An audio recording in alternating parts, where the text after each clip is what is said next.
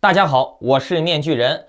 由于身体原因休息了3天，今天面具人积攒了很多有意思的内容要跟大家分享。今天要讲的可都是大事儿呀。标题呢，你们也都看到了吧？那好，节目开始之前呢，提醒一下大家，转发这个节目到3个平台以上，比如 Twitter 呀、Facebook、Discord 之类的，截图发送到我的邮箱，就可以参加抽取本月的大奖 Axie 植物类蛋的活动。顺便呢，点开屏幕下方的点赞、订阅、小铃铛，这样呢，你就不会错过面具人最及时的保命保财的消息了。好，我们来讲正题啊。这几天炒得沸沸扬扬的大新闻就是美国的米利将军叛国的事儿，对吧？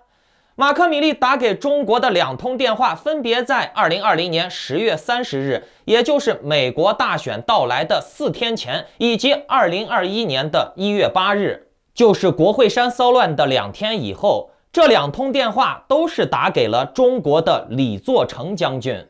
这2通电话的内容分别是：第一通，李将军，我想向你保证，美国政府是稳定的，一切都会好起来的。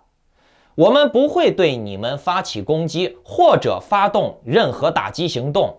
李将军，我们已经认识5年了，如果我们要发动攻击，我会提前给你打电话告知的。第2通电话的内容是：事情看起来可能有点不稳定，但是呢，这就是民主的本质。李将军，我们100%的肯定一切都很好。但是呢，民主有时候会出点乱子。哎呀，这个事情反映出来的问题就比较严重了啊！你们用逻辑想想，一个美国的将军打电话告诉中国的将军说：“你们不要担心，美国很稳定，我会定时向你汇报的。如果美国要攻击你，我会提前告知你的，我会给你透露消息的。”你们想想，一个美国的将军说这种话合不合乎逻辑？就算是咱们退1万步来说，如果美国要和中国开战，米利将军你就算不认可这个战略战术啊，就算是要为了维护美国的和平、中国的和平，那你也只能在美国内部进行讨论或者抗议，对不对？你总不能说你不认可，你就可以把开战的消息、军事情报先提前的放给中国啊，透露给中国放风。而且呢，川普貌似真的不知道米利将军搞了这个事情。本来呢，这个消息刚爆出来的时候，米利将军是没敢第一时间出来否认的，那就等于说是默认了嘛。川普他是否认了自己想要攻击中国的说法，而米利将军呢，是过了2天以后才声明了一下，说自己不可能打这个电话，未来也不会。那戏剧性的一幕就出现了。拜登则把屎盆子硬扣在了米利将军的头上，暗示承认米利将军有打过这个电话。于是呢，你看啊，现在的总统呀，当朝的皇上呀，都已经说了，你米利将军就是打这个电话了。于是呢，米利将军没办法，今天就承认了自己有打过这个电话，但是呢，他打这个电话都是在其他官员同意的情况下才打的，自己的这个行为没有任何的不合理之处，这就算狡辩了吗？你们看这个新闻爆出来也有好几天了，米利将军到了今天才承认的，可以看出来呢，一个是拜登实锤了他，二一个呢，他自己也确实是逼不得已才承认的，被逼到死角了。起初呢，他是不愿意承认这个事情的，他自己也知道这种事情不耻不好。那这个事情就在美国全世界都引发了轰动，美国约有160余名退役的大小将领军官联名让米利辞职，那个卢比奥啊也给致电了，让拜登辞退米利将军。面具人我觉得啊，仅仅是辞退都不够，要把他送上军事法庭，甚至枪毙才够啊。你搞这种事情实在是不合乎逻辑，太夸张了啊！而且呢，面具人我认为啊，纵观米利将军这2年的表现，他确实是有些军人干政的嫌疑。之前美国大选的时候，米利将军就跳出来怼川普啊，表面上说的是我们军人效忠于宪法怎么样怎么样了啊，但是呢，米利将军是拒绝执行川普一切指令啊。然后呢，他还要插手外交层面的事儿，去给中国打电话。这个米利将军，他只是参谋长联席会议主席，他是管理军队内部的，他是没有外交权限以及内政权限的，他只是拥有管理和执行军队方面的权限。所以呢，米利的多种行为，在目前来看呢，都算是越权了啊。就算是要给中国打电话沟通军事方面的问题，你米利将军只能作为一个顾问，传达给外交官员以后，由外交官员再进行交涉沟通，轮不到你米利直接来打。同时呢，米利将军的军事能力也非常的差劲儿，撤军撤得一塌糊涂，搞那个军事打击报复那个 ISK 啊，结果呢还炸错地方了，坑死了一群平民，而且这平民当中呢有7个小孩呀。哎呀，总之呀，世界最强的军事强国的将军怎么就这么的拉垮呢？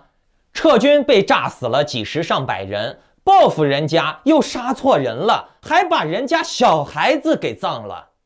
哎呀，面具人，我本来以为川普都已经够不行的了，结果呢，米利将军搞了这一出以后，包括他撤军撤得一塌糊涂，包括他滥杀平民，包括他搞了乱七八糟的这些通敌的事情啊，这都是在拜登任内发生的啊。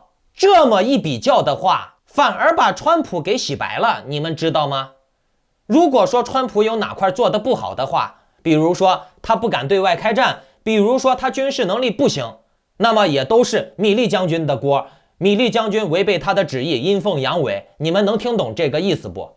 有了米利将军的这种事件作为马前卒的话，那么川普就可以立于不败之地了，并且呢，川普的历史名声并不会太差。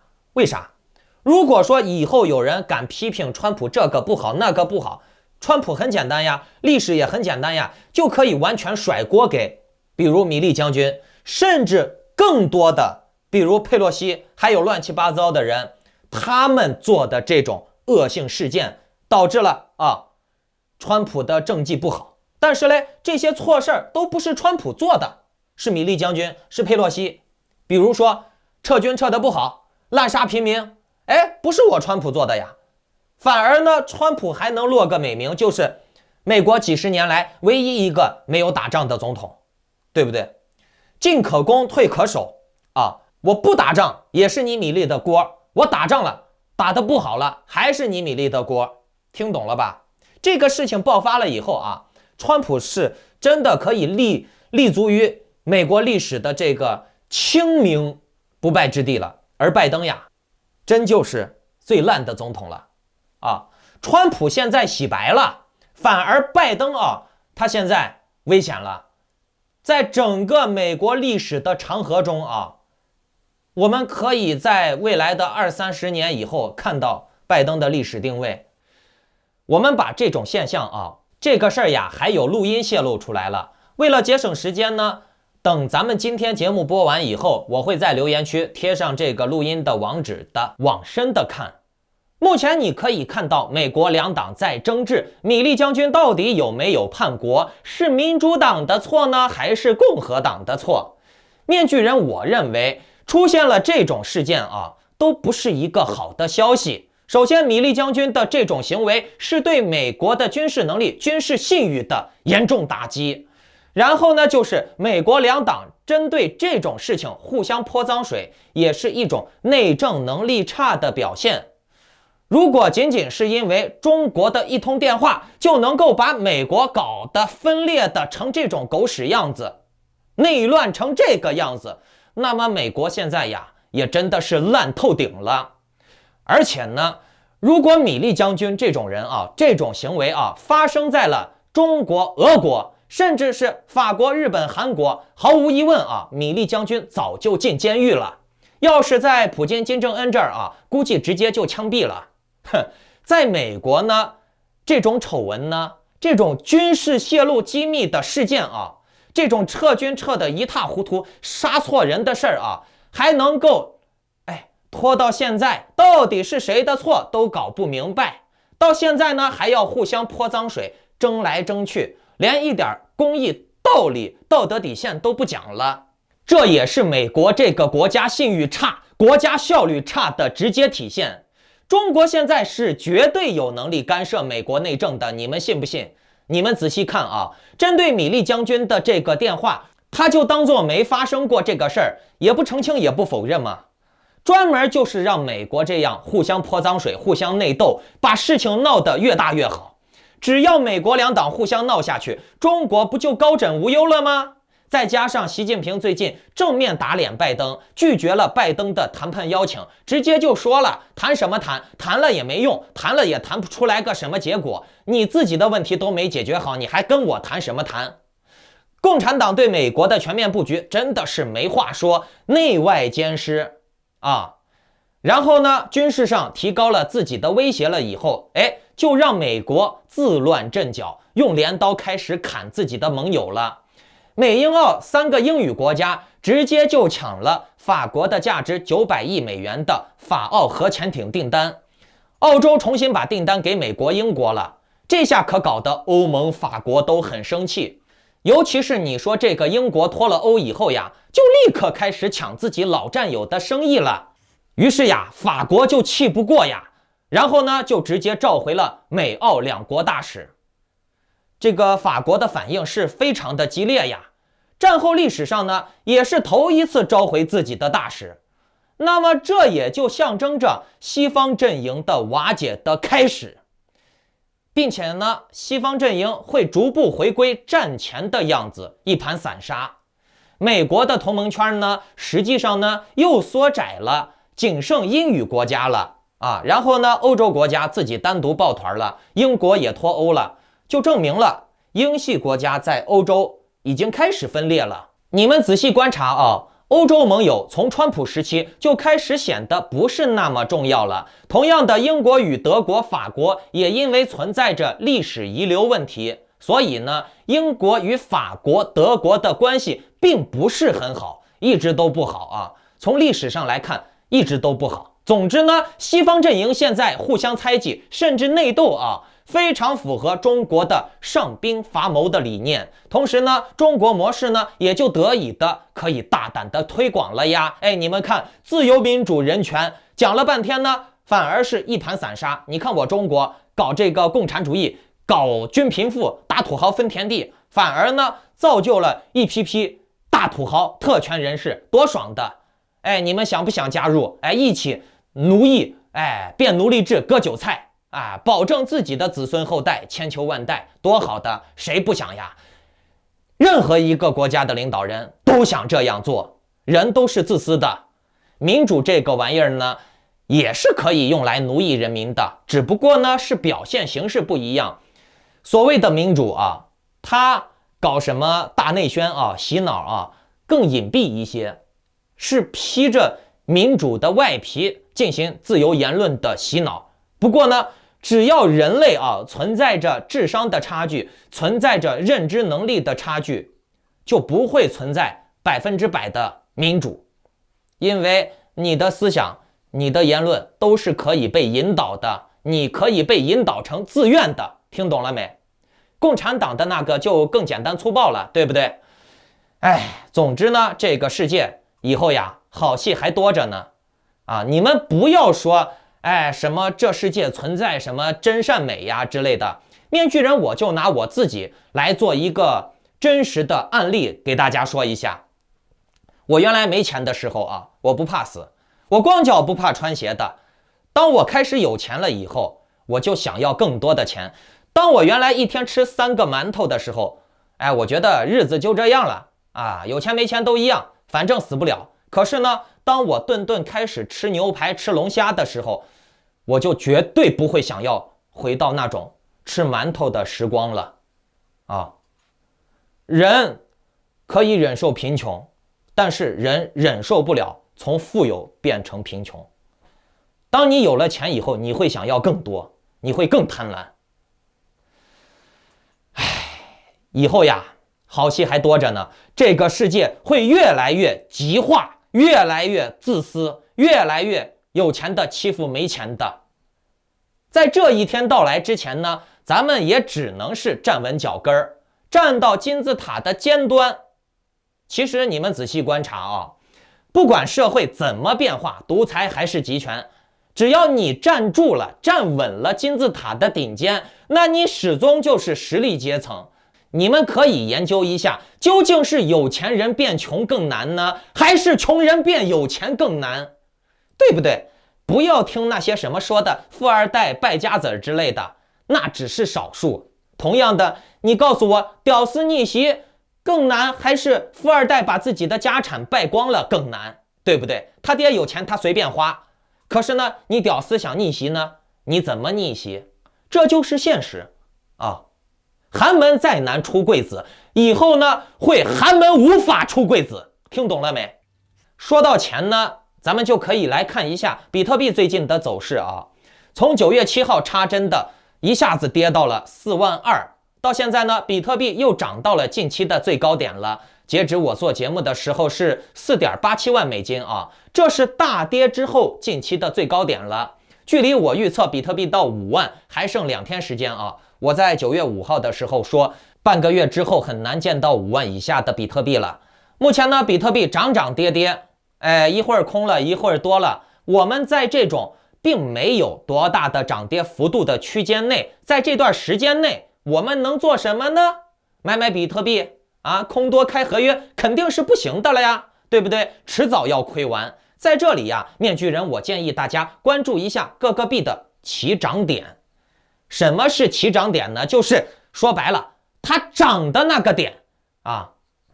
就拿我在这段时间市场萧条的时候推的斯巴达币，把这个币呢，我是从0.10的这个位置带会员进场的，到目前呢最高涨到了0.19的这个位置，等于是翻倍了嘛啊！为了方便阅读啊，我给大家省去了几个零。那这个斯巴达币呀，也是破了几个月来的新高了，又让面具人我抓住了，是不是？嘿嘿嘿，看这些好币啊，翻倍币，你们也都看到了我的节目了啊。即便是我带我的会员进场了以后，到我做节目的时候，我依然可以做到在它涨之前就告诉大家。嘿嘿，而且这个币是币安上面的币，大品牌有保障。现在呢，它涨到了相对来说是一个高点的位置，在这里呢，各位观众已经看了我几期的节目，你们也看到了这个币涨了很多了。但是目前来说呢，你们要追高的话，我个人呢不做建议啊。如果你们想玩，那是你们自己的事儿。当然了，你们也可以打开点赞、订阅、小铃铛。等我之后再推出币的时候，第一时间及时的收到我的消息，收到我的节目，或者进我的群啊。这样的话，到那个时候，在它涨之前跟着大家伙进场就能赚到钱嘛，对吧？或者呢，你也可以加我的会员，第一时间就进场。继续说主题啊，大家关注一个特性啊，就是起涨点和阴线。如果这个币经历了几根阴线之后呢，开始出现起涨点了，并且呢是连续2根阳线以上的，那这个时候你就可以尝试性的去建仓了，并且呢大概率是赚的。当然了，小概率情况你也会遭到一定的下跌，比如说它涨了几根阳线以后再跌下来，但是呢这种情况概率相对来说小一些。其实呀，加密货币你掌握住的进场时机非常重要。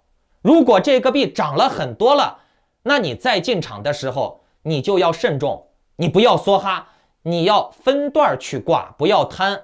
总之呢，赚多赚少都是赚嘛，总比赔钱好吧，对不对？机会多的是，条条大路通罗马。你们看看面具人我推的平头哥、海豹哥、草泥马、AXS、蛋糕币，哪个不是涨了好几倍的币？而且呢，面具人我都是做到了在他们涨之前推广给大家的，告诉给大家的，对不对？涨之前哦，不要听那些个什么骗子博主造谣面具人我说，这个币已经涨到高点了，怎么样？对，面具人我说的币确实是已经涨到了非常高。但是呢，你们仔细去看看面具人，我在讲他们的时候，我最早讲他们的时候，他们最低的时候有多低，对不对？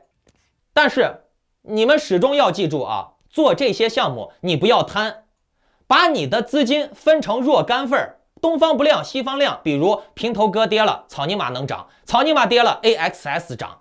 这样呢，你就始终能够保持有几个币在涨，那你就说不定还能有一定的盈利，总比你梭哈了一个亏光了，没有翻身机会了的好，对不对？什么叫做信仰？钱就是信仰，口袋里面的钱越来越多就是信仰。不要对任何一个加密货币或者产品去产生信仰，你的信仰就是钱，听懂了没？同时呢，也不要对任何一个人去造神产生信仰，盲目崇拜。你的信仰就是你口袋里面的钱，然后呢，就是自己的知识、道德千万不要去动不动就梭哈一种币，除非呢，你是能够拿到塞拉 XZ 宝箱这种稳赚不赔的玩意儿，但是人家是天使轮呀，预售呀，你也得等好久，对不对？也得看你有没有胆子玩，有没有胆子去进场。当然了，这个塞拉呀 XZ 宝箱能拿到的人，你看现在都赚大钱了，赚大的多的钱了。只要这个游戏好玩有前景，那么你拿到 XZ 塞拉的宝箱都是稳赚的。同样的，你们也都看到了 XZ 塞拉都是面具人我接手做的推广，效果好不好你们也都看到了，对吧？强不强我硬是把它这个 XZ AXS 推成了第3大盘游戏板块，对不对整个中文圈谈到 XZ 有不认识我面具人的吗？谈到塞拉有不认识我面具人的吗？对不对？那么你们如果不知道什么项目靠谱，有没有潜力，有没有可玩性那面具人我知道呀，对不对？我接下来还有2款优质的游戏，如果说上面放指令了面具人你可以开始放风了，可以开始推了，那我就会优先的先推给我的会员群里面的群友，给他们放消息。不过呢，我最近的交流群最近免费限时开放，有相关的消息呢，我发完了会员群以后，我就会第一时间及时的发布到这个免费的交流群的 Telegram 群群的链接在下方的内容简介区和留言区。对了，还有个事儿那就是韩国金融局放出消息了，要加强加密货币交易所的监管，小型交易所可能会被查到关门。这其中呢，又牵扯到了60多家小的交易所。官方规定了，不满足条件的要立即关闭，否则呢，就要处以5000万韩元的罚款以及5年的监禁。哎呀，真的是狠呀！观众朋友们，这就是民主社会呀，也是一样嘛，想割韭菜就割韭菜，根本不给你讲道理嘛，对不对？